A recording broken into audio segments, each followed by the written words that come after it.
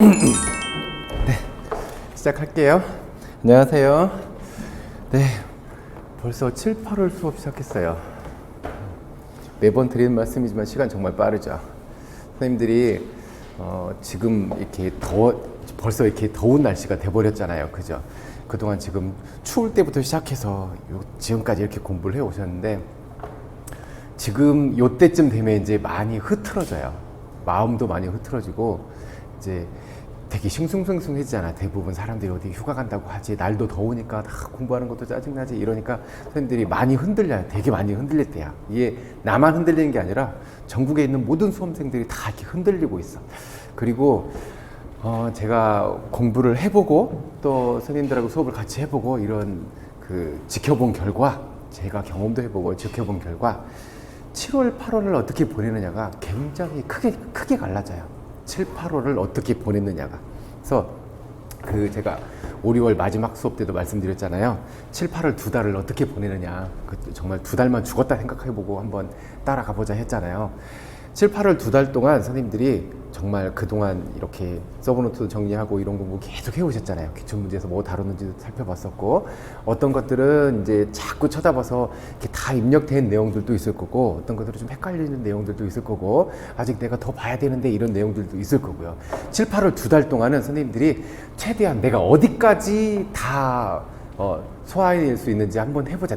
나 자신의 능력을 한번 테스트를 해보자라는 생각 가지고 선생님들이 최대한 집어넣으셔야 돼요. 그래서 이제 9, 10월 가면 모의고사 문제 풀 거잖아요. 모의고사 문제를 받아볼 때 선생님들 어떤 마음이겠어요?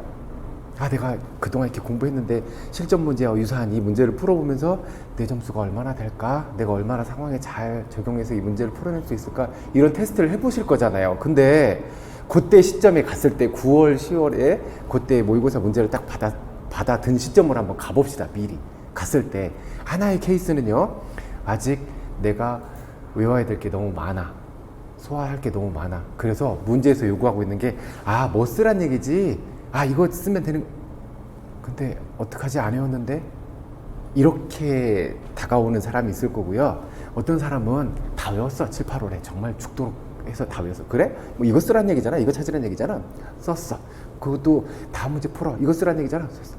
이렇게 두 사람을 한번 비교해봐요. 이 사람은 지금 마음에 짐이 남아있죠. 뭐 있어요? 해야 될 건 알았어. 근데 아직 소화를 못 시켰잖아요. 근데 선생님들 9, 10월 모의고사 풀면서 제 거 문제 풀고 말 거예요?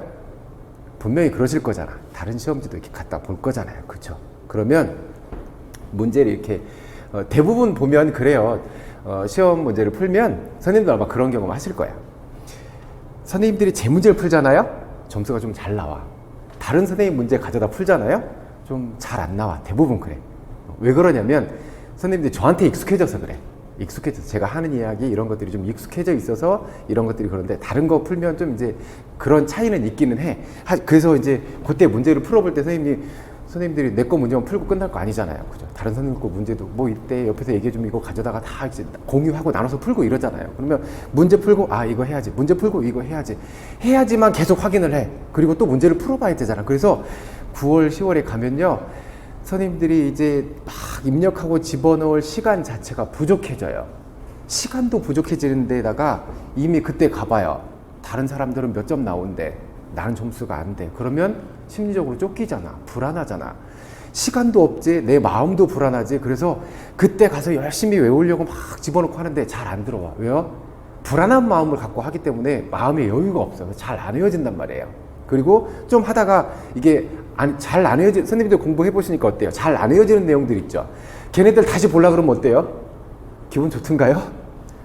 찝찝하잖아. 이거 빨리 해야 되는데 봐도 또 덮었다가 다시 쳐다보면 내가 그렇게 외운다고 왜 이렇게 안 외워지는 거야? 이런 것들이 자꾸 남아있는 거잖아. 그때까지. 그죠? 쉬운 건 빨리 내가 소화됐으니까 다시 보면 반갑고, 그네들이 남아있는데 그네들을 볼 때마다 선생님들 마음이 자꾸 이러기 때문에 힘들어. 그때는 심리적으로 힘들고 시간으로도 힘들고. 그래서 7, 8월 선생님들이 계획을 한번 다시 세워봐요. 7, 8월 계획을. 그래서 두 달 동안 정말 제가 그랬죠. 두 달 동안 죽었다고 생각하고 한번 공부해보자. 선생님들이 하루의 일정, 일주일의 계획, 이런 것들은 선생님들이 이제 각자 나름대로 하시고, 큰 틀은 이렇게 한번 해봐요. 수업하기 전에 미리, 지금 우리 교수학습 이론 보잖아요. 최소한 어제 밤에 혹은 오늘 아침에 선생님들이 다 보고 와. 다 보고 와서 여기서 문제를 풀어봐야. 제가 12시쯤에는 문제를 갖다 놓을 거예요. 1시간 전에 미리 오셔서 푸는 데는 그렇게 큰 시간의 지장은 없을 거예요. 12시쯤에 오셔서 미리 오셔서 문제를 다 풀어보시고, 아, 내가 풀어지는지, 이것이 접근이 되는지, 이런 연습을 해보시고, 끝나고 나서는 집에 가서 안 외워졌던 부분들 있죠. 이 부분들을 선생님들이 꼼꼼하게 체크해놓고 다시 복습하는. 그래서 예습해오고 문제 풀고 그 다음에 끝나면 복습해보고, 그 정도 과정은 하셔야 돼. 최소한 그만큼만 하셔야 돼. 그래서 7, 8월 동안 한 바퀴 우리 다 돌아갈 거잖아요. 한 바퀴 다 돌아갔을 때 어지간한 건 내가 다 섭렵했어. 이 상태로 선생님들이 모의고사를 보러 가야 돼. 그랬을 때 문제를 보고, 아, 내가 문제 상황에서 이렇게 접근하는 게 조금 잘 안 되었구나. 이거 내가 의미 파악하는데 이런 문제가 있었구나. 이것을 체크를 해야지, 아, 외웠는데 뭐더라? 이렇게 하고 있으면 좀 힘들어져. 물론 9, 10월에 가서 해도 충분해요. 왜냐면 9, 10월에 처음 공부하는 거 아니잖아. 어지간한 건 다 들어와 있잖아. 필요한 부분만 이렇게 보면 되는 거잖아요. 그래서 가능하지만 그때 선생님들이 다른 선생님들의 시험지를 가져다 이렇게 풀어본다든가 이럴 때 선생님들이 빈 공간을 채우는 이런 작업이 돼야지, 해야 될 걸 아직 못해서 숙제를 하는 그런 위치가 되면 안 된다고요. 그러니까 7, 8월 동안 2달 동안 선생님들이 정말 우리 1, 2월 시작할 때 어땠어요? 한번 해보자. 올해 미친 듯이 해가지고 반드시 이뤄내보자. 이런 굳은 의지를 갖고 시작했잖아요. 그죠? 7, 8월에 다시 한번 다짐을 하셔야 돼. 그리고 공부를 자꾸 하시면서 선생님들이 하면 할수록 불안해지죠. 그쵸? 왜? 하면 할수록 내가 이걸 왜 아직 소화 못하고 있지? 이런 것들이 자꾸 발견되거든. 그것 자체가 선생님들이 하고 있다는 거야. 근데 놓고서 안 하고 있으면요, 불안한 마음이 없지. 왜? 내가 지금 안 하고 있는데 뭐 불안해. 그냥 하면 되지. 이러고 있단 말이야. 근데 자꾸 쳐다보면서 내가 지금 불안해하고 있다는 건 내가 지금 자꾸 뭘 하고 있다는 거야. 그러니까 그 불안한 마음을 선생님들이 이겨내셔야 되고, 7, 8월 2달 동안 한번 잘 따라와 봐요. 알겠죠? 그러고 나면 9, 10월 정말 재밌어질 거예요. 자, 갑시다. 자, 교수학습 이론 봅시다. 보기 전에 우리 예전에 이론할 때 봤었는데 아직 안 보신 선생님도 계실 거니까, 저랑 이제 7, 8월에 이 영상 안 보신 분도 계실 거니까 제 이 영상을 왜 넣어놨냐면, 지금 선생님들이 지금 며칠 남았어요? 140 후반이죠. 140일 남았나요? 130대인가요? 그 정도 시간 남았죠. 143일? 143일 남았어요? 그죠? 지금 이렇게 6개월 공부를 하고 이제 7월 이렇게 시작했는데, 그동안 공부해온 것을 보면서 실제로요, 수많은 사람들이 이렇게 포기를 해요. 포기를 해. 그런 사람들 많아요, 진짜로. 6개월 해봤더니, 아, 도저히 못하겠어. 이건 내가 할 일이 아닌가 봐. 포기하는 사람들이 상당히 많아져요. 그래서 그런 마음이 든다라는 건 누구나 다, 모든 수험생들이 다 힘들다라는 걸 느끼고 있다는 거예요. 근데 지금 그동안 해온 거 있잖아. 절대 포기하지 말라고. 선생님도 포기하지 말라고 제가 이 영상을 만들어 왔어요. 봐봐요. 흰색 트렁크 입은 분이 주인공이에요.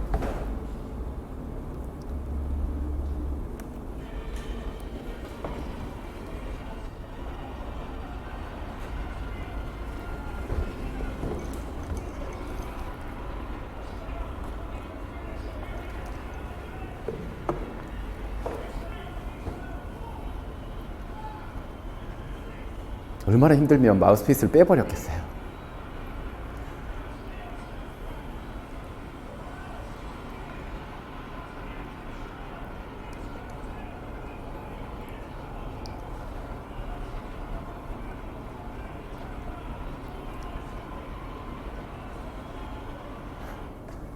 저는 이 영상을 참 여러 번 봤는데 제가 그렇다 그러죠. 이 스포츠 장면에서 이런 거 나오면 그러다 그러잖아요. 볼 때마다 울컥해요. 방금도 울 뻔했어. 자, 이 사람이 중간에 힘들다고 포기해버리고 이랬으면 그 정말 자기한테 마지막 순간에 찾아왔을 찬스 이런 걸 못 맞이했을 거잖아요. 선생님들도 남아있는 기간 아직 충분해요. 143일? 생각해봐. 선생님이 못할 게 뭐 있어. 그 힘든 거 다 헤쳐왔는데 충분해요. 그러니까 절대 포기하지 마요. 가능하니까. 봅시다. 1번 문제 봐요. 학생들이 학교의 지도 아래 경험하는 모든 학습 활동의 총화, 이것을 교육과정이라고 하지요. 체계적인 교육과정 구성을 위한 일반적인 원리 있었어요. 4가지라니요. 5가지 있었는데 우리 청킹 뭘로 기억하고 있죠? 개최지 시사로 기억하고 있어요. 모든 내용들 다 넣으면 좋죠. 다 넣으면 좋은데 그럴 수 없으니 효과적인 거, 필요한 건 내서 꺼내서 쓰란 얘기예요. 이거 뭐예요? 최소 필요량의 원리죠. 그 다음 지역사회에서 일어나고 있는 모든 상황, 과정 고려하라고요. 지역성의 원리요. 그 다음 시대적 요구 반영하라는 거예요. 얘는요, 네, 시대성의 원리요. 개인의 완성, 사회 발전 두 가지 모두 다 융화를 이뤄야 된대요. 개인과 사회 융화의 원리. 교육 활동이 계속적이고 발전적이어야 돼요. 잠깐 하고 끝날 문제가 아니잖아요. 그래서 계속 발전성의 원리요. 우리 청킹은 개최지 시사로 기억하고 있어요. 아주 옛날에 기출됐던 문제예요. 그 다음 2번 교수학습은 교육과정을 가르쳐 학습 결과를 얻기 위한 의도적인 활동이다. 체육이 학교의 교육과정을 인정받기 위해서는 교육과정과 교수학습의 관계를 분명히 정의하고 목표에 부합되는 체육교육과정을 개발해서 효율적으로 가르쳐야 된다. 체육과 목표 유형, 교육의 목적에 독특하게 기여하는 체육의 고유 영역이 신체활동이죠. 뛰기, 던지기, 구르기 등 모든 운동의 기본이 되는 기초기능이나 농구의 레이업슛, 테니스의 포핸드 스트로크 등 스포츠 활동에 필요한 응용 기능을 가르치는 것. 무슨 영역이에요? 심동적 영역이죠. 정보 처리와 관련된 지식 또는 능력, 이것은 인지적 영역이고요. 학생들의 감정, 태도, 가치, 사회적 행동과 관련된 교육적 결과, 이것은 정의적 목표에 해당하고요. 이거 이렇게 물어보면요, 틀리는 선생님들 한 분도 없어요. 우리가 시민적 목표 모르는 사람이 어디 있어요? 학습 목표 설정해라 그러면 심동적, 인지적, 정의적 목표 이렇게 세 가지 다 설정하고 이렇게 해야 된다, 이런 거 모르는 분이 없어. 그런데 기출 문제에서 뭐라고 물어봤냐면요, 어떤 신체관에서 혹은 김 교사의 가치관에 따라서 교육 목표와 관련해서 장단점을 서술해라 그러면 교육 목표와 관련해서 쓰라고 못 쓰란 얘기지, 이렇게 간다고요. 이렇게 접근을 못하는 분들이 계셨어, 옛날에. 그래서 우리 교육 목표 영역은 뭐 생각하고 계셔야 돼요? 심동인지 정의적 영역이구나, 이거 생각하고 계셔야 돼요. 세상에 그거 모르는 사람이 어디 있어요? 그거 모르고 시험 보러 가는 사람이 어디 있어? 근데 실전 문제에서 그렇게 물어보니까 이거 교육 목표 이거 뭐 쓰란 얘기예요? 이렇게 접근하면 접근하셨던 분이 계셨어. 접근이 안 되는 분이. 그 다음 비고치키의 GPD, 근접발달 영역이죠. 학생이 다른 사람의 도움 없이 독립적으로 문제를 해결할 수 있는 수준, 얘가 뭐였어요? 실제적 발달 수준이었죠.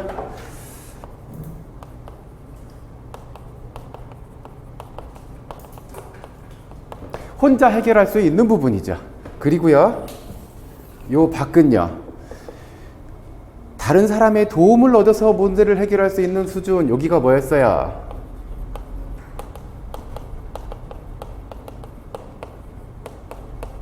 근접 발달 영역이었죠. 그 다음에 혼자서 해결할 수 없는 요 부분이 근접 발달 영역이고, 여기는요, 할 수 없는 부분이죠. 혼자서 해결할 수 없어요. 다른 사람의 도움이 필요한 영역이 이제 잠재적 발달 수준. 그래서 여기 지금 학생의 능력 수준을 어떻게 해요? 이렇게 끌어올려 주는 것. 얘가 뭐였어요? 스캐폴딩이잖아요. 뭐였어요? 네. 비계 설정. 주어진 과제를 수행할 수 있도록 유능한 또래나 교사의 도움을 제공하는 지원. 이것이 비계 설정이었죠.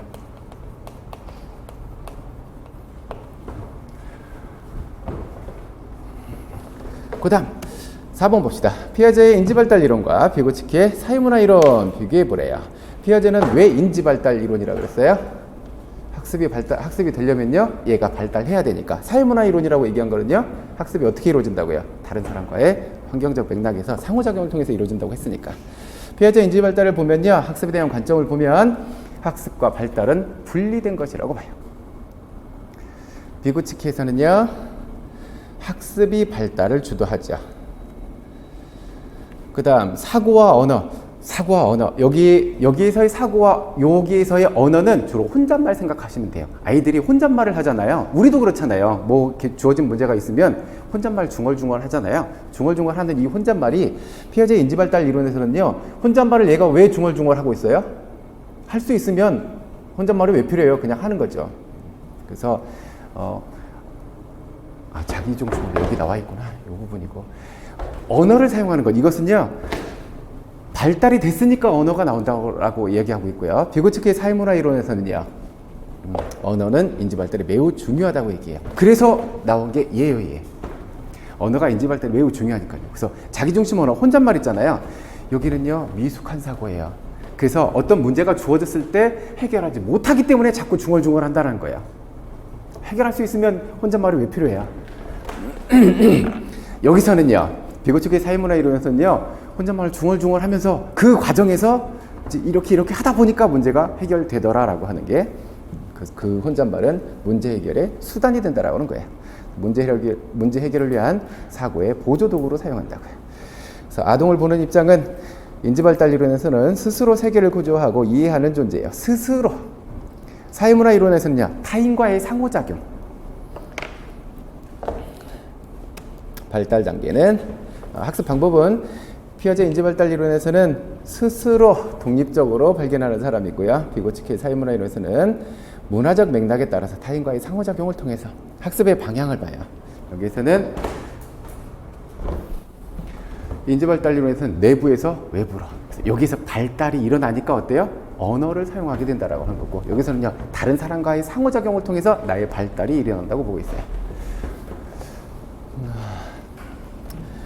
피아제 인지발달 이론에서는 발달 단계 제시했죠. 감, 전, 구, 형을 해요. 다음 문제로 보면 될 거예요. 비고치크의 사회문화 이론에서는 발달 단계에 대한 제시는 없고요. 그 다음에 인지적 발달 단계에 있었죠. 언어 습득 전 기간, 사물은 변하지 않고 운동 반응은 목적 없이 일어난다고 생각한다. 세계는 어린이가 그것에 작용하는 방식대로 존재한다고 생각한다. 0세에서 안 보이겠구나. 0세에서 2세 정도의 아이들, 이 나이들은요, 감각운동기, 언어와 상징을 사용해서 아이디어와 사물을 내적으로 구성하고 다른 사람의 입장을 이해하지 못하고 논리적으로 사고하지 못해요.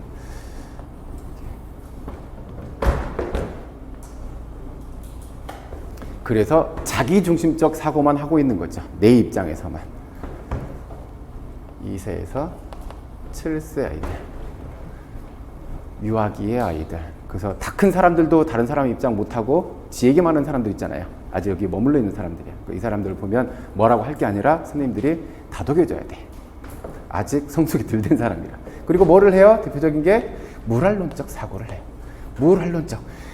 살아있다고요. 모든 물체가 살아있다라고 생각을 해요. 이때는 전조잡기고요. 대상을 재구성하고 사물의 부분과 전체의 관계를 보고 사물의 특징을 조직한다. 사물과 아이디어의 구체적인 예와 관찰에 머물며 이 발달 단계가 끝날 무렵 같은 것과 다른 것을 구별하는 복잡한 개념을 다루기 시작하고, 이때의 특징은요, 보존 개념이 형성된다라고 하는 거예요. 보존 개념. 얘가 뭐예요? 대표적인 게요, 이렇게 생긴 물그릇에 요만큼 채워진 물을 이렇게 생긴 그릇에 이렇게 채워도 똑같구나, 양이 똑같구나 라고 생각하는 게 보존 개념이에요. 그래서 이게 형성되지 않은 아이들에게 어떤 게 물이 많아? 그럼 얘가 높으니까 얘가 더 높다라고 얘기하죠. 이렇게 생각하는 건 보존 개념이 형성되지 못한 것이고, 이렇게 생각할 수 있으면 이제 보존 개념이 형성된 것이죠. 여기는 7세에서 11세 정도의 아이들. 구체적 조작기. 이제 가설을 이해하고 만약 뭐뭐 한다면과 같은 관계를 이해할 수 있고, 어떤 아이디어와 문제를 과학적이고 논리적으로 생각할 수 있어요. 다른 관점 이해하고 자신의 행동을 반성하고 자기 행동에 의해서 자신과 대화할 수 있는 추상적 사고가 가능해져. 이때는 11세에서 15세 형식적 조작기.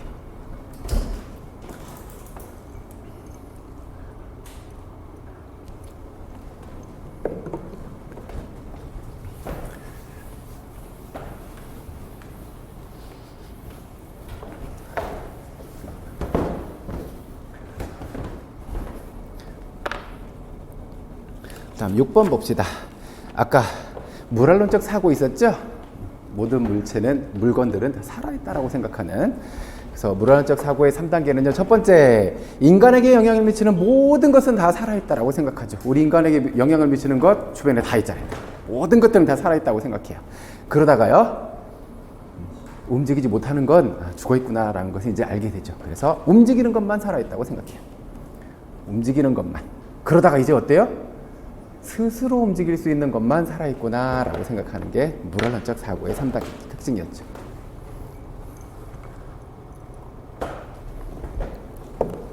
요 문제 정도는 그냥 참고사항으로 상식 수준으로 보셔도 별 문제 안 될 것 같아요.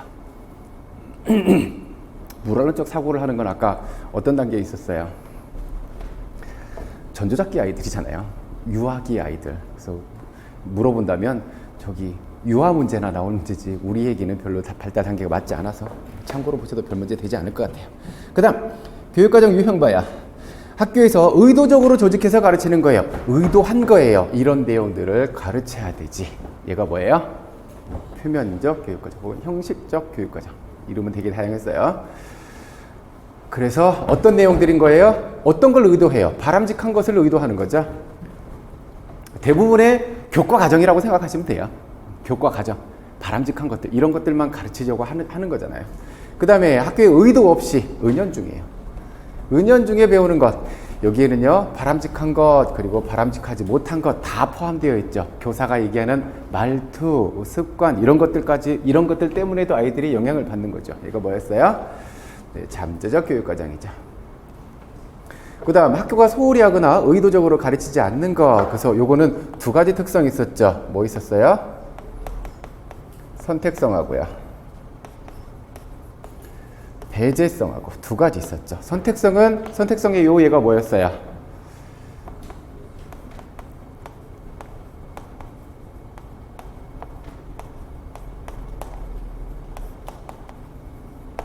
이걸 가르치자니 진화론이 설명이 안 돼요. 창조론을 가르치자니 진화론이 설명이 안 돼. 진화론을 가르치자니 창조론이 설명이 안 돼. 그러니까 어때요? 이걸 가르치기 위해서 얘를 선택해버리는 거죠. 얘가 선택성이고요. 배제성은요, 빼버리는 거죠. 어떤 거요? 대표적인 거. 우리가 이걸 알아야 할 필요가 뭐가 있어. 이런 것들이 대표적인 거죠. 역으로 일본 놈들도요, 그들이 우리와 저기 중국 침략하고 못살게 굴고 데려다가 통나무처럼 실험을 하고 마루타로 데려다가 실험을 하고 이런 역사들을 가르치겠나요? 안 가르치잖아요. 그래서 일본 애들은 어때요? 몰라요. 우리가 얼마나 핍박을 당하고 고통스러운 역사를 가지고 있었는지 일본 아이들은 몰라요. 왜? 안 가르치니까. 얘가 무슨 과정이에요? 영교육 과정이었죠. 혹시 일반 교육학에서도 다룰 수 있는 부분이니까 요거 두 개, 영교육 과정의 두 가지 특성을 좀 잘 생각해 두세요. 일반 교육학에서 충분히 하셨을 거라고 봐요.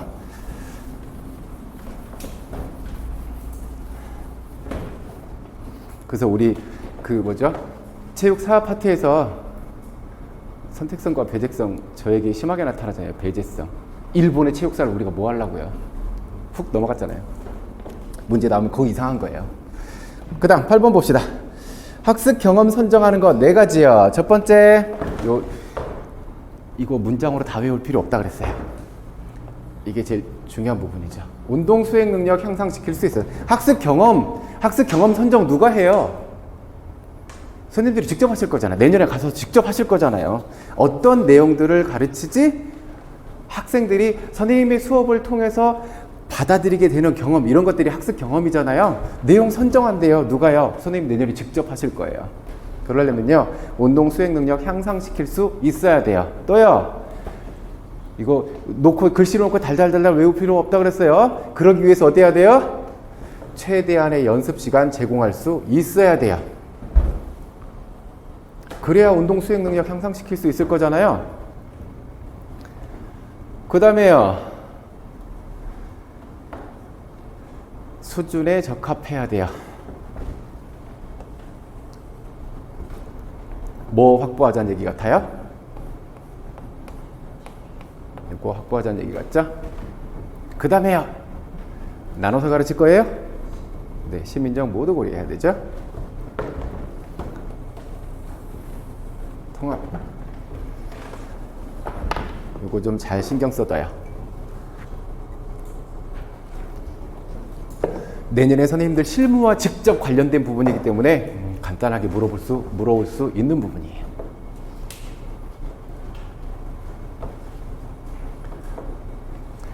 예상해 볼 수 있는 문제는 이렇게 나열하라고 하는 문제겠어요? 절대 그럴 리 없죠. 어딘가 어긋나는 문제를 줘놓고 학습 경험 선정 기준에 어긋나는 부분을 찾아서 써라, 이런 형태가 될 수 있어요.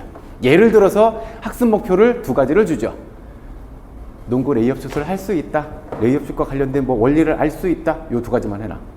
그리고 나서 이 사람의 학습 경험 선정의 기준에 위배되는 거 써라. 그럼 뭐 써주셔야 돼요? 이거 써야지. 정의적 목표 얘기하지 않고 있잖아요. 이런 식으로 접근해야 할 가능성이 있으니까 잘 신경 써두셔야 돼요.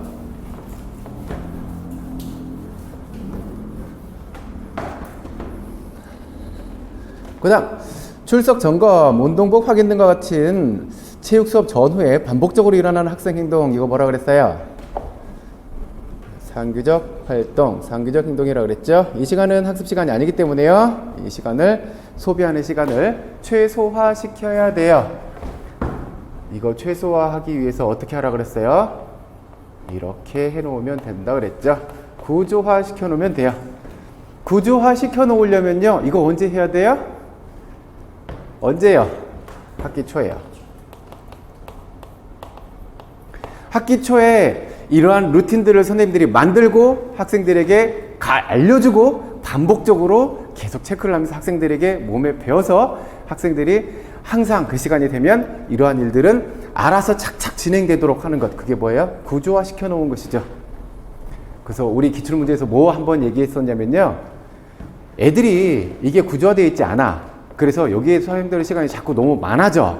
그래서 지금 이 시점에서 교사가 어떻게 해야 되느냐고를 물어봤는데, 그때 과정을 봤더니 언제였어요? 3월이었어, 3월. 학기 초였어. 그래서 어떻게 하라고요? 이렇게 학기 초에 구조화 시켜놓고 아이들에게 연습시켰는데 잘 안 되니까 어떻게 해요? 지속적으로 체크해봐야지. 뒷부분에 다시 또 나올 부분이에요. 하지만 이제 이것이 학기 중 지금 정도, 지금 시기 정도, 이제 곧 방학할 때인데 요 시기까지 왔을 때 지속적으로 체크하고 이러고 있으면 어때요? 이러면 이제 시간이 많이 소비되겠죠. 10번 봅시다. 운동과제를 직접 가르치는 교수 행동. 운동과제 가르치는 거예요. 무슨 행동이에요? 지도 행동이고요. 운동과제를 가르치는 데 도움이 되도록 학습 환경 조성하는 것. 이것은요, 운영 행동이고요. 이것도 기출문제로 주어진 적이 있었어요. 이러한 형태로요. 과제 수행 방법 설명하고 관찰하는 거, 이거 무슨 행동이에요? 지도 행동이죠. 운동과제 수행할 수 있도록 연구, 학생, 공간 정리한대요. 환경 조성하는 거잖아요. 무슨 행동이에요? 운영 행동이죠. 학생의 과제 수행 도와주는 것, 무슨 행동이고요? 지도 행동이고요. 팀 구성하는 것, 지도 행동이고요. 운영 행동이고요. 운동과제 수정하고 발전시키는 것, 지도 행동이고요. 부적절한 행동 제지하는 것, 운영 행동에 해당하죠. 이런 문제는 이제 주는 문제일 거예요.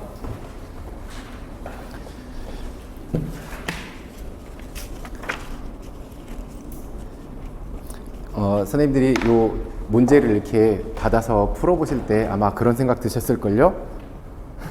이렇게 뭘 쓰라는 거지? 이런 부분이 좀 많이 있을걸요? 대표적인 게 요걸걸요? 운동기능 학습에 대한 행동주의적 접근이에요. 행동주의적 접근. 행동주의적 접근에서는요, 행동주의, 얘가 뭐였어요? SR 이론이잖아요. 어떤 자극을 주면 어떤 반응이 일어나더라. 아이들에게 교사가 이 자극을 주면 아이들에게 이런 반응이 일어날 거다라고 하는 게 행동주의적 접근이잖아요. 그러면 아이들의 행동 형성, 여기에 중요한 아이들의 행동 형성이 얘가 리스폰. 이러한 행동이 형성될 거예요. 뭐가 중요해요? 얘가 중요해요. 외부에서 어떤 자극을 주느냐가 중요하다. 그래서 외부 환경의 역할. 요 행동주의 접근에서는요, 외부에서 자극을 어떻게 주니까 반응이 이렇게 일어나더라라고 하는 입장인 거고, 뒤에 나와 있는 정보처리 이론에서는요, 정보처리 이론, 컴퓨터 연산 과정처럼 안에서 이러한 연산 절차가 일어나고 이런 과정이 일어나더라라고 하는 거잖아요. 그래서 행동주의적 접근, 이렇게 보면 정보처리. 정보처리 이론에서는요, 뭐가 중요해요? 이제 이 과정이 어디서 일어나요? 이 안에서 일어나잖아요. 다음 문제로 볼게요. 그래서 이 접근은 학습자의 관찰 가능한 행동에 초점을 맞춰요. 어떤 행동이에요? 관찰 가능한 행동에 초점이 맞춰져요. 관찰 가능한 행동들이요. 그래서 제가 수업 때 무슨 말씀 드렸냐면 수업 운영의 효율성 혹은 실제 학습 시간 확보 방안 이런 측면에서 교사가 다른 수업을 참관하면서 체계적 관찰 도구 가지고 이 수업을 사정했잖아요. 그쵸? 그래서 어떤 행동에 얼마만큼 시간이 사용되고 어떤 행동에 얼마만큼 시간이 사용되고 혹은 빈도가 얼마만큼 사용되고 체크해 봤잖아요. 그래서 어떤 방법들이 있었어요? 체크리스트 있었죠. 사건 기록법, 지속 시간 기록법, 동간 기록법, 시간 표지법 이런 방법들이 있었잖아요. 그래서 이러한 방법들을 통해서 궁극적인 목표는 어디에 있었어요? 네, 이거 확보하는 데 있었잖아요. 그렇죠? 요거 확보하기 위해서요. 그러려면 얘 확보하려면 뭐가 많아야 돼요? 과제 참여한 시간 많아야 되잖아요. 그 중에 어떤 시간이요? 성공적으로 과제에 참여한 시간. 그래서 어때요? 이 행동들이 어때요? 관찰 가능한 행동이라 그랬잖아요. 그래서 관찰 이렇게 자꾸 여기에 초점을 자꾸 맞추다 보면요. 이거 높게 유지해야 돼. 이거 높게 유지해야 돼. 이렇게 자꾸 요구하고 있으니까요. 이거 높게 유지하려고 애쓸 거잖아요. 학생들이 높은 성공률을 보이면서 과제에 참여하는 이 시간 이거 많이 확보하는데 초점이 주어져 있을 거잖아요. 그래서 어떤 시간이 있었어요? 정보 수용 시간이 있죠. 학생들이 교사의 설명을 보고 시범을 보면서 받아들이는 시간이에요. 이 시간은요. 정보를 수용하는 시간. 이 시간은 체크는 가능하죠. 그죠? 교사가 몇 분 동안 설명했대. 시범을 몇 분 동안 보였대. 아이들이 이거 잘 관찰하고 있었대. 정보 수용 시간이에요. 이 시간이 여기에 포함시키기에는 무리가 있죠. 왜요? 애들이 보고 이렇다고 해서요. 실제로 학습이 일어났다고 볼 수 있어요? 왜요? 그래서 우리가 그래요. 인지적인 학습이 됐든 운동 학습이 됐든 학습이라고 하는 것은 어떤 개념이었어요? 행동 변화가 어떻게 해요? 비교적 장기적으로 일어나야 되잖아요. 일시적인 변화 말고. 그래서 어떻다 그랬어요? 직접 관찰이 불가능하다 그랬죠. 그러니까 요 시간도 어때요? 직접 관찰 가능한 시간은 아니잖아요. 그래서 ALT 높게 유지해라 이렇게 자꾸 강조하면요. 어떻게 된다고요? 관찰 가능한 행동에 초점을 두고 있기 때문에 어떤 시간이요? 어떤 영역에서요? 인지적 영역에서의 발달은 별로 고려해주지 못해요. 그럼 우리가 한번 생각해 봅시다. 쌤들. 수업 모형 중에 탐구 수업 모형이 있었죠. 탐구 수업 모형. 주제가 뭐였어요? 문제 해결자로서의 학습자. 그래서 어땠어요? 교사가 학생들에게 학습해야 할 내용을 어떤 형태로 제공했어요? 질문의 형태로 제공했어요. 그럼 학생들은요? 생각해야지. 자꾸 생각해야지. 그러면 이 수업 모습을 한번 떠올려 봅시다. 학생들이 생각하면서 이런저런 시도를 이렇게 자꾸 한대. 그럼요.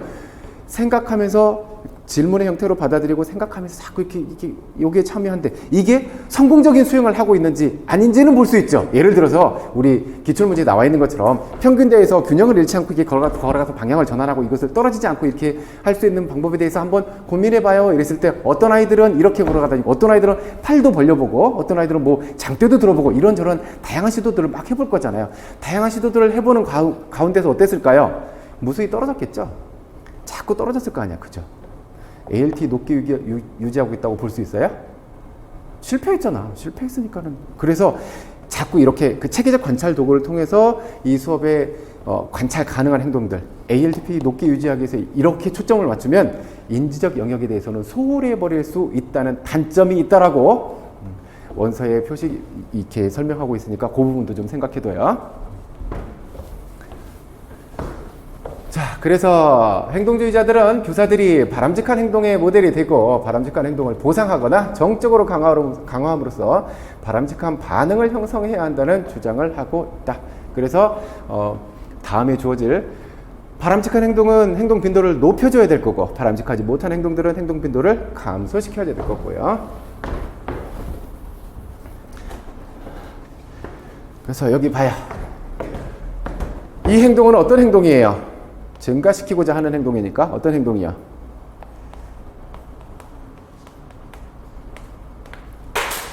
안녕. 바람직한 행동이겠죠? 바람직한 행동이니까 증가시키고자 할 거고 자극을 제시했대요. 제공했대요. 그럼 우리 뭘로 봤어요? 정적으로 봤죠. 자극을 제거했대요. 그럼요. 부적으로 봤어요. 행동을 증가시키고자 하는 거예요. 얘는 감소시키고자 하는 거예요. 무슨 행동이니까요? 바람직하지 못한 행동이니까 감소시키려고 했겠죠. 그래서 자극을 제공함으로써 행동을 증가시키고자 하는 건 뭐였어요? 정적 강화죠. 행동을 증가시켜야 되는 건 강화. 이때의 자극은 어떤 자극이었어요?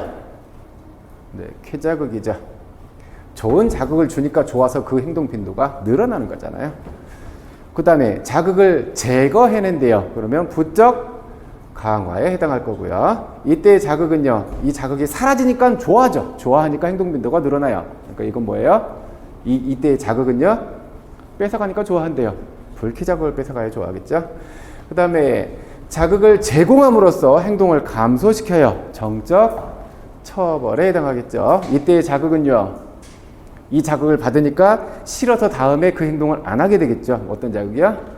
불쾌 자극일 거고요. 자극을 제거해낸대요. 그러면서 행동이 감소한대. 그러니까 부적 처벌에 해당할 거고요. 이때의 자극은요, 뺏어가니까 싫어해. 이 자극은요, 네, 쾌자극에 해당하겠죠. 이렇게 칸에 집어넣어라 라고 하는 문제는 절대 안 나와요. 문장으로 교사가 학생에게 어떤 행동을 하라고 어떻게 요구했는지 이런 것들에 대해서 수반성을 가지고 물어볼 거예요.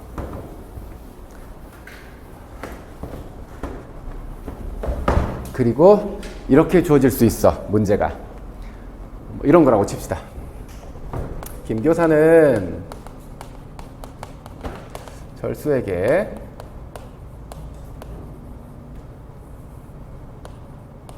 이철수는 뭐 했냐면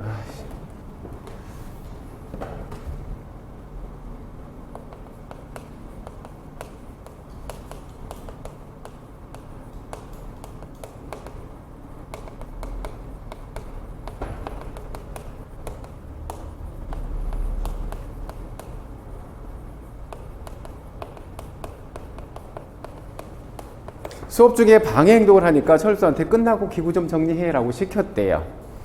자, 어디에 해당하는지요. 그리고 그 이유까지 쓰래요. 얼른 얘기해요. 어떤 방법이에요? 이건 어떤 자극이에요? 불쾌 자극이죠. 불쾌 자극을 제공한 것이죠. 불쾌 자극을 제공했어요. 그러니까 정적이겠네요. 방해한 이 행동을 어때야 돼요? 감소시켜야 되잖아요. 그러니까 뭐 해야 돼요? 처벌에 해당하겠죠. 그래서 유형은 뭐라고 쓰시면 될 거고요. 정적 처벌. 이게 정적 처벌인 이유를 쓰래요. 뭐라고 써주실 거예요? 이거 써주셔야지. 어떤 자극을 어떻게 했는지. 불쾌 자극을 제공함으로써 바람직하지 못한 행동 빈도를 감소시키고자 했기 때문에 정적 처벌에 해당한다. 이렇게 써주셔야 되겠죠.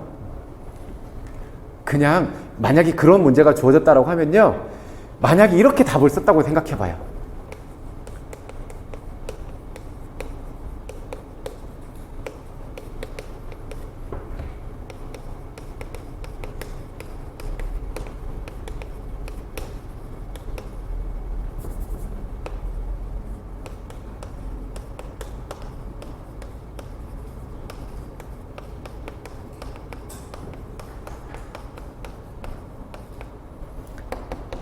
이렇게 쓰면요, 어쩌면 그래요. 그것까지 가지고 어떻게 처리할지 모르겠지만 꼬투리가 잡힐 수도 있잖아요. 자극, 어떤 자극인지요. 어떤 자극인지까지 명시해주면 꼬투리 잡힐 일은 없겠죠. 뭐라고요? 여기에서의 자극은 무슨 자극이니까요. 불쾌 자극을 이렇게 써주셔야. 혹은 여기도요, 행동을 감소시키고자 한다.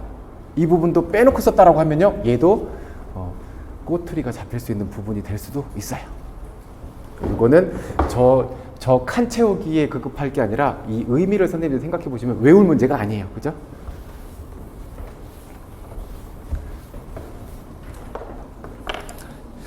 그 다음 14번 봐요. 운동기능 학습에 대한 정보처리 이론이에요. 이제 정보처리 이론 컴퓨터 연산 과정에 비유하고 있어요. 그래서 이렇게 자극이 입력되면요, 어디에서요? 컴퓨터에서 연산 과정을 거치는 것처럼 우리 몸 안에서, 요 안에서 어떤 얘가 일어나더라. 그러니까 뭐가 중요한 거예요, 이제? 안에서 처리하고 있잖아요. 내적 처리 과정, 내적 인지 과정. 요 중요성을 강조하죠. 정보 처리 이론은 학습자가 정보를 어떻게 선정, 사용, 해석, 그리고 저장하는지를 연구한다. 정보 처리 이론에서 중요한 아이디어를 주목하거나 주목한 내용에서 의미를 노출하거나 학습 내용을 유용한 방식으로 통합하는 것을 강조한다. 학생들에게 정보 처리 단서를 선택하게 하거나 학생들을 위한 적절한 피드백을 계획하는 데 도움이 된다. 어떻게 저장하는지. 저장소. 정보 저장소 뭐뭐 있었어요? 감각기억. 수많은 정보들이 오감에서 입력되는 감각기억. 그리고요, 내가 거기에 어떤 의미를 두고 내가 얼마만큼 주의를 집중하는지에 따라서 선택적으로 받아들이는 무슨 기억이야? 단기기억. 그리고 단기기억에 들어온 정보들을 어때요? 선생님들이 의미를 부여하고 시연을 하고 부호화를 하고 이런 과정을 거쳐서 이제 영구적인 정보 저장소로 넘어가는 어떤가요?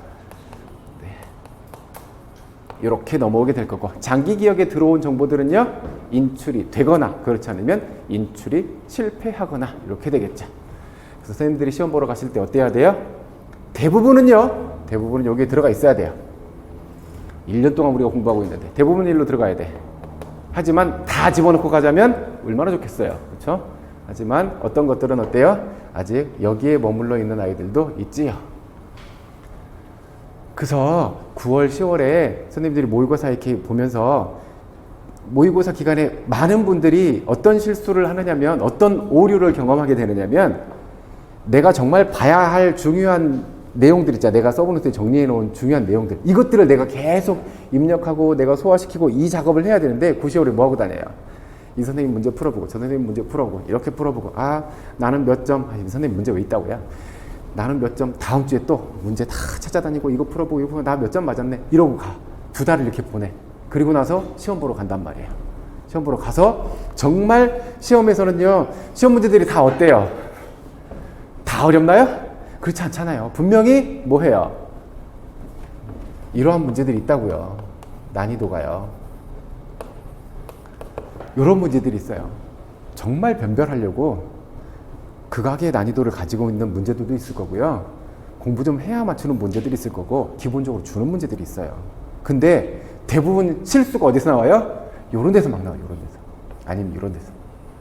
정말 기본적인 거예요. 너무 기본적인 거. 근데 이거를 언제 봤어요? 모의고사 보기 이전에 7, 8월에 한번 봤어. 모의고사 2달 동안 놓고 있었어. 그래서 시험지에 가봤더니 정말 기본적인 걸 물어봤는데 내가 언제 봤냐면 2달 전에 봤어. 그래서 실수가 나타나면 안 된다고. 그래서 제가 11월 과정을 뭘로 넣어놨어요? 11월 과정에 총정리를 한 바퀴를 하고 가야 돼. 그래서 최소한 시험 보기 1, 2주 전에, 내가 손 놓고 있었어도 1, 2주 전에 한번 봤어. 이렇게 최근의 기억으로 좀 가져와야, 여기에 못 가더라도 여기에라도 있어야 선생님들이 좀 실수가 덜 나오니까. 그래서 시험 문제 풀 때요, 많은 분들이 그랬어.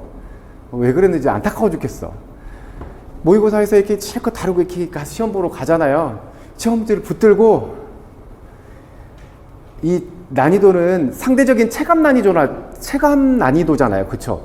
어떤 사람에게는요, 굉장히 쉽게 다가올 거고요. 어떤 사람한테는요, 와, 뭐야, 이렇게 다가올 수도 있을 거예요.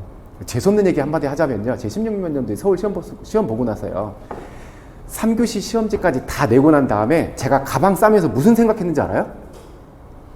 진짜 솔직하게 이런 생각이 들었어요. 뭘로 변별하겠다는 거지? 문제가 이러면 도대체 변별을 어떻게 하겠다는 거지? 저한테 너무 쉬웠어. 문제들이 너무 쉬웠어. 그래서 야, 이런 문제면은 변별이 정말 이럴 수 있을까? 정말 재수없죠? 저기 상대적인 난이도인 거잖아요. 근데 모든 사람들한테 그렇지 않죠. 선생님들이 여튼 그 수준이 되면 돼. 근데 역으로 시험 문제를 붙들고 이런 분들이 많았어. 공부를 다 하고 가서, 야, 어떻게 이 시험에 자기가 느끼기에 이런 문제인 거야. 내가 느끼기에 이런 문제인 거야. 이거 너무, 야, 이렇게 쉽다고? 이 시험이? 이럴 리 없어. 분명히 뭔가 숨겨져 있을 거야. 다른 걸 쓰고 온대. 다른 걸 자꾸 이렇게 써요. 자꾸 다른 걸 썼대. 여러 문제를 붙들고 그냥 끝나고 나서 이거 답이 다 이건데 왜? 이건 그냥 주는 문제였는데 왜? 이럴 리가 없다고 생각했대. 이 시험에서 내가 너무도 뻔히 알고 내가 이렇게 아는 이런 문제가 나올 리가 없다고 생각했대. 그래서 다른 걸 자꾸 이렇게 뭔가 숨어 있을 거야. 그래서 그거 아닐까? 이렇게 쓰고 다 그러고 왔대. 선생님도 그러시면 안 돼. 알겠죠? 재수없는 얘기 그만. 그 다음 15번 봅시다. 운동학습 단계예요.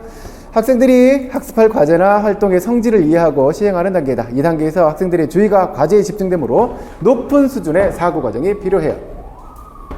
이제 지금 이 아이들은 뭐 한 아이들이에요? 이거 이해할 수 있어야 돼요. 이제 이거 처음 받아들이는 단계죠. 그래서 어때요? 머릿속으로 이해하고 이뤄야 되는 단계야. 그래서 높은 수준의 사고 과정이 필요하다고 그랬어요. 이 단계 학습에서 학생들이 자신에게 제공되는 언어적 또는 시각적 정보를 의미 있는 운동 계획이나 활동으로 변환시키는 것이 매우 중요하다.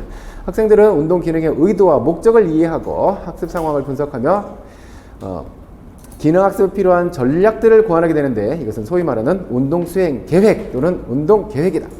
운동 수행 계획하는 단계예요. 처음 이 운동 종목에 대해서 소개받고 난 다음에 이렇게 배워가면 되겠다라고 하는 전략을 세우는 단계죠. 이 학습 단계 학생들은 운동 기능의 학습에 필요한 정보와 불필요한 정보를 쉽게 구별하지 못하므로 교사의 특별한 주의가 필요하다. 이게 봐야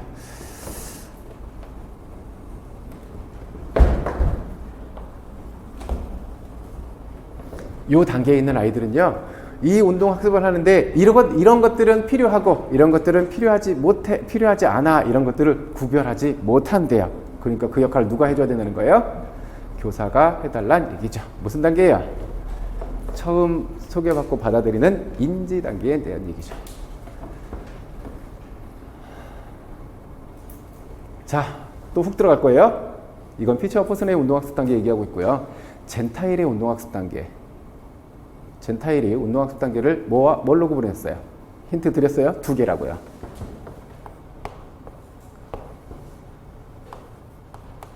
요걸로 시작해요.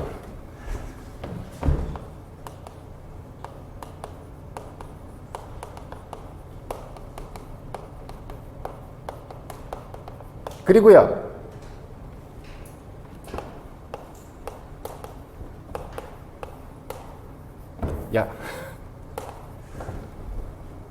요 단계요.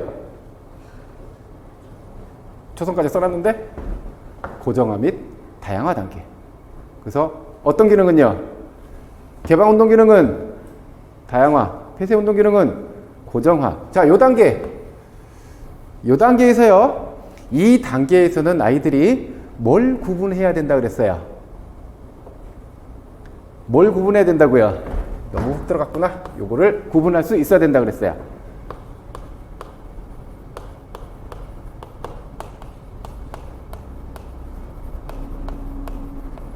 조절 조건과 비조절 조건을 구분할 수 있어야 된다 그랬어요. 조절 조건이 어떤 거였어요? 운동 수행에 직접 관여하고 있는 것, 직접 관련된 것, 이것이 조절 조건이고, 비조절 조건은요, 관련되지 않은 것. 여기 봐요. 학습에 필요한 정보, 얘가 뭐예요? 조절 조건. 불필요한 정보, 쟤는 비조절 조건. 피처와 포스너는요, 이 단계에서 아이들이 운동학습에 필요한 조건, 필요하지 못한 조건, 이것을 구분하지 못해. 그러니까 교사가 도와줘야 된대요. 인지 단계에서요. 젠타일은요, 움직임 개념 습득 단계에서 아이들은 어떤 과제를 해결해야 된다고요? 조절 조건과 비조절 조건을 구분할 수 있어야 돼요. 그래서 어떻게 해야 된다고요? 조절 조건은 받아들이고 비조절 조건은 버릴 수 있어야 된다고요. 이 단계의 특징이 움직임 개념 습득 단계예요. 이거 잘 받으셔야 돼요.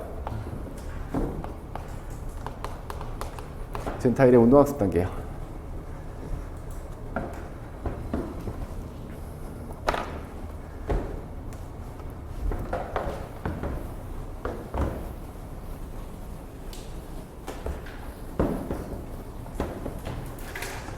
젠타일은 운동 기능을 둘로 구분했어요. 뭐와 뭘로야? 뭘로 구분했어요? 폐쇄 운동 기능과 개방운동 기능으로요. 그 기준은요. 뭘 기준으로 해요? 환경적 조건의 변화 유무에 따라서요. 환경 조건이 변하면 개방 기능으로, 변하지 않으면 폐쇄 기능으로. 그래서 그 단계에서 어때야 된다고요? 고정화 및 다양화 단계에서 폐쇄 기능은 고정화해야 되고 개방 운동 기능은 다양화해야 되고. 이거 잘 받아요 올해. 분명히 강조했어요. 그다음 피처 퍼슨의 운동학습 단계예요. 이 단계에서는 최저 수준과 최고 수준 사이에서 일어난다. 이 단계 학습은 적절한 피드백을 수반한 의미 있는 연습 기간이다. 연습이 필요해요. 이제 이 학습 단계 학생들은 주로 운동 기능의 시간 패턴이나 타이밍 또는 조정력을 향상시키는 데 주의를 집중한다. 이 운동 학습 단계에서 가장 중요한 것은 연습과 적절한 피드백. 중간 단계예요. 이게 무슨 단계였어요? 연상 단계 혹은 연합 단계.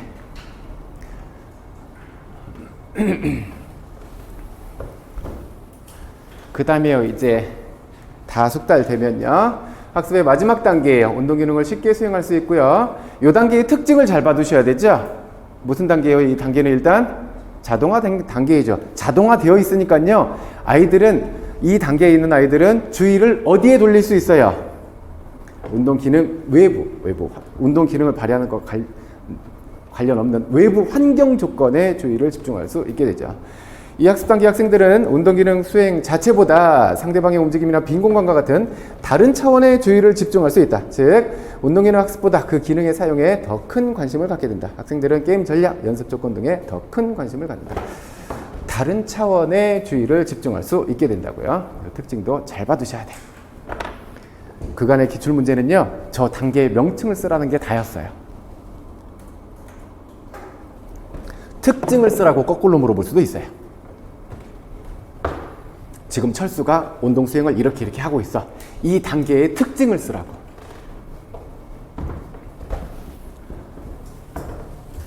그러니까 단순히 구분하는 것에서 그치면 안 돼요. 이 단계에 뭐라고 써주셔야 돼요? 다른 차원의 주의를 집중할 수 있게 된다. 그 다음 18번 봐요. 운동기능 학습 초기에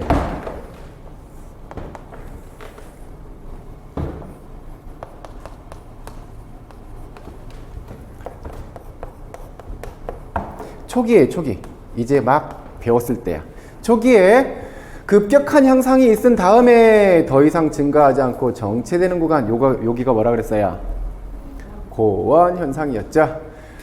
이제 후기로 왔어요. 애가 충분히 숙련된 상태죠. 그러니까 운동 기능 수준이 어땠을까요? 이미 높아져 있겠죠. 이 상태에서요, 올라가지 않고 오히려 저하된 시기, 이걸 뭐라 그랬어요? 슬럼프라고 했죠. 수업 시간에 그 설명해드린 기억이 있는데, 그 안원언니에서요, 그 운동 선수들 나오잖아요. 그래서 슬럼프 극복 방법에 대해서 얘기하는데, 박세리가 뭐라고 슬럼프 극복하는 방법을 박세리가 뭐라고 얘기할게요? 이렇게 얘기했어요. 그냥 하면 돼. 슬럼프가 정확하게 설명을 해줘요, 박세리가. 우리 여기 공부하고 간 줄 알았어. 뭐라고 설명해 주냐면, 네가 슬럼프가 왔다라고 하는 건 이미 네 기능이 최상까지 올라갔다는 얘기야. 이미 최상까지 올라가 있어. 근데 잠깐 안 되는 건 부상을 당했다거나 뭐 다른 데 신경을 쓰거나 이런 것 때문이지 실력이 부족해서가 아니잖아. 하던 대로 그냥 하면 돼. 하다 보면 다시 돌아와. 다음에 뒤에 문제랑 같이 연결해 볼게요. 스미스가 제시한 슬럼프의 원인 4가지. 하나의 요소에 지나치게 집중하고 있으니까요. 하나의 요인에. 그러니까 예를 들어서 저거 이제 박세리가 얘기했으니까 골프라고 친다면 얘가 이제 정확하게 잘 안 맞는다는 거잖아. 아, 왜 자꾸 슬라이스가 나 이렇게 비켜나가는 거지? 그래서 아, 내가 클럽 헤드가 열리나? 뭐 이런 것, 그것만 지나치게 신경을 쓴다라는 거예요. 그것만. 왜? 우리가 수영할 때 그것만 신경 써야 돼요? 아니잖아. 클럽 헤드의 뭐 스윙 속도라든지 궤정이라든지 이런 것들까지 다 신경을 써야 되잖아. 근데 그것만 신경 쓴다는 거야. 그리고요, 서로 다른 요인에 주의가 동요해요. 이렇게 하자니 저렇게 하자니 이렇게. 또 하나는요, 요소들 간의 협조에 지나치게 집중하거나 과정을 지나치게 의식한다. 이제 박세리가 했던 말 떠올려 봐요. 아, 왜 클럽 헤드가 열리나? 뭐 아, 이것 때문인가? 저것 때문인가? 아, 내가 스윙이 잘못됐나? 자꾸 이런 거에 신경 쓴다고요. 그래서 어때요? 내가 신경 써야 될 그 많은 요소들 중에 아, 이게 안 되는 건가? 저거 안 되는 건가? 이러지 말고 그동안 얼마나 연습을 많이 했고 얼마나 실력이 지금 요만큼 올라와 있는데 그런 것들을 왜 다 신경 쓰고 그냥 하라고. 그냥 하던 대로 하라고. 그러다 보면 정상적으로 이렇게 돌아오고 이럴 거니까 그냥 하라고. 지나치게 다른 거에 신경 쓰지 마라. 그래도 이건요, 뭐 때문에요? 요것 때문에요. 이분이 이야기한 것 때문에 요 이외의 것들은 답이 될 수 없어요. 그러니까 이건 외워놓고 가면 외워갔는데 나오면 고마운 거고, 안 외웠는데 나오면 망하는 거고. 선택은 선생님들이 해요. 외웠는데 안 나면요, 외웠는데 다 나오면 문제가 몇 개 해야 되겠어요? 문제가 그렇잖아요. 너무 많은 부분들 다 보고 나서 시험, 저도 그랬는데 아마 시험을 한 번이라도 쳐본 선생님들이면 다 공감할걸요? 허무해요. 되게 허무해요. 되게 허무해요. 왜 허무한지 알아요? 나는 공부를 이만큼 하고 갔는데 문제 요거 나왔거든. 그 많은 것들을 다 공부해 그거 안 나오고 기껏 요거 몇 개 나왔어. 되게 허무해요. 끝나고 나면. 시험이 그래요. 그렇다고 해서 찍어서 할 수는 없잖아요. 찍어서 할 수 있으면 얼마나 좋아요. 누구 도사 찾아가야지 이제. 그 다음 연습. 아까 피처퍼슨의 운동학습 단계에 보면 연합 단계에 있어요. 연합 단계에서 중요한 게 뭐라 그랬어요? 연습과 피드백. 이것이 중요하다 그랬잖아요. 그래서 이렇게 많은 연습을 하는 것, 연습의 효과. 자꾸 이렇게 연습을 하면 뭐가 좋아져요? 선생님 상식 수준에서 꺼내셔도 돼. 이건 외울 문제 아니야. 연습이 자꾸 많아진대요. 그럼 어때요? 자동화 되잖아요. 아까 그 단계만 보더라도 어때요? 그 단계에서 연습을 자꾸 하니까 어때요? 자동화 되잖아. 자동화 단계의 진입을 촉진해줘요. 또요, 연습을 자꾸 하면 어때요? 달라지지 않잖아. 내게 되잖아. 즉 일관된 수행을 할 수 있게 되잖아요. 자꾸 하게 되니까.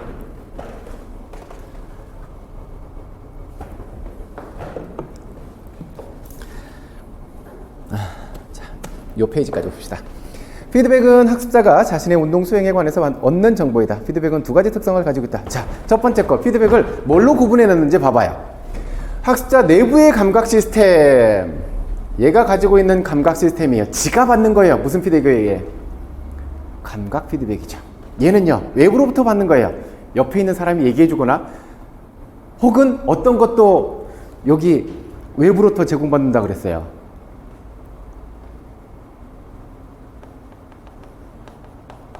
이렇게 보는 것도 외부에서 제공받는 거예요. 선생님들 생각해봐요. 선생님들 그거 많이 하잖아요. 휴대폰으로 내가 운동 수행하는 것 촬영해놓고 제대로 됐는지 가서 화면을 다시 돌려봐.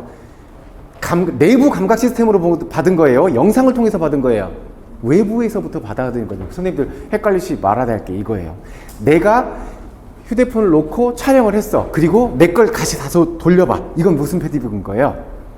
외부로부터 제공받는 거예요. 그래서 얘는 어때요? 보강 피드백에 해당해요. 이것을 감각 피드백으로 보시면 안 돼요. 선생님, 내 눈으로 봤잖아요. 그러니까 감각 피드백이죠. 이러면 안 된다고요. 그 다음에요, 목표 달성 여부래요.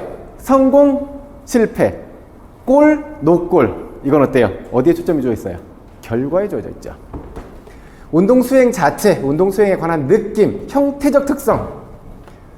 얘는요, 네, 수행 지식에 해당하죠. 한 가지만 더. 원서에도 요거 구분해 놓고 원서에도 요 밑에 이 설명을 해놨어. 뭐냐면요, 선생님들 봐봐요. 감각 피드백이에요.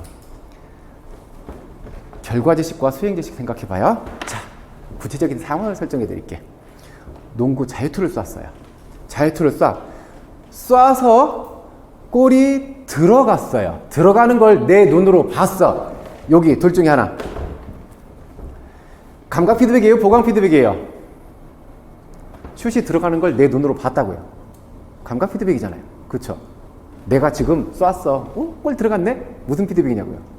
내가 봤잖아요. 감각 피드백이잖아요. 그쵸? 쏠 때 손끝에 빠져나갈 때 공이 내 손끝을 빠져나갈 때 이상하게 스핀이 과도하게 많이 들어간 것 같아 라는 걸 느꼈대. 수행 지식이에요? 결과 지식이에요? 수행 지식이잖아요. 내가 지금 쏠 때의 느낌이니까. 결과 지식은요, 들어갔어 안 들어갔어고. 손끝에서 빠져나갈 때 어떻게 빠져나갔어? 이 느낌을 받아들이는 건 수행지식이잖아요. 그쵸? 봐봐요.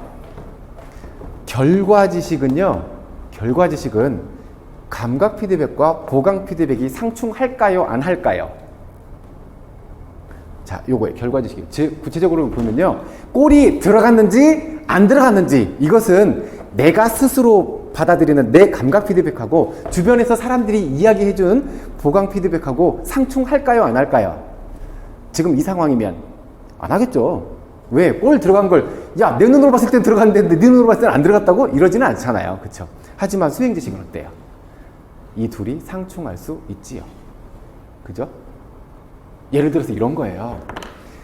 슛을 쏠 때 예를 들어서 우리 저기 기출문제에 나왔던 문장을 떠올려 보면 슛을 쏠 때 무릎의 반동, 팔꿈치, 손목의 스냅 이렇게 동시에 이렇게 이용해서 쓰면 훨씬 더 적은 힘으로 정확하게 슛을 쏠 수 있대. 그쵸? 이렇게 쏠 수 있대. 내가 그렇게 쐈어. 나 이렇게 잘 이용해서 이렇게 쐈어. 그래서 내가 느끼기에 수행지식은 참 잘 되었다고 생각해. 나 이거 반동에 의해서 잘 쐈어. 라고 나는 감각 피드백을 나는 그렇게 받아들였어. 근데 옆에서 뭐라고 피드백을 나한테 해줘요? 야, 반동을 이용하라고 그러는데 이용 못했잖아. 뭔 소리 하다 방금 잘했다고 생각하는데 수행지식은요. 이 둘이 상충할 수 있어요. 그쵸? 근데 좀 더 구체적인 그래서 덮어놓고 이것은 둘이 상충할 수 없고 이것은 상충할 수 있다. 덮어놓고 얘기할 게 아니에요. 특수한 상황이 생겨날 수 있어요. 예를 들어서 테니스 서브를 넣었어. 그 빠른 속도의 테니스 서브를 넣었어. 내가 보기에 아웃이야. 근데 심판은 인이래. 이럴 수 있잖아요. 이건요 결과지식이죠. 인인지 아웃인지 결과지식이잖아요. 둘이 상충할 수도 있죠. 그러니까 그 상황에 따라 달라질 수 있는 부분이니까 덮어놓고 외우지는 말자는 거예요. 우리 좀만 쉬었다 갑시다.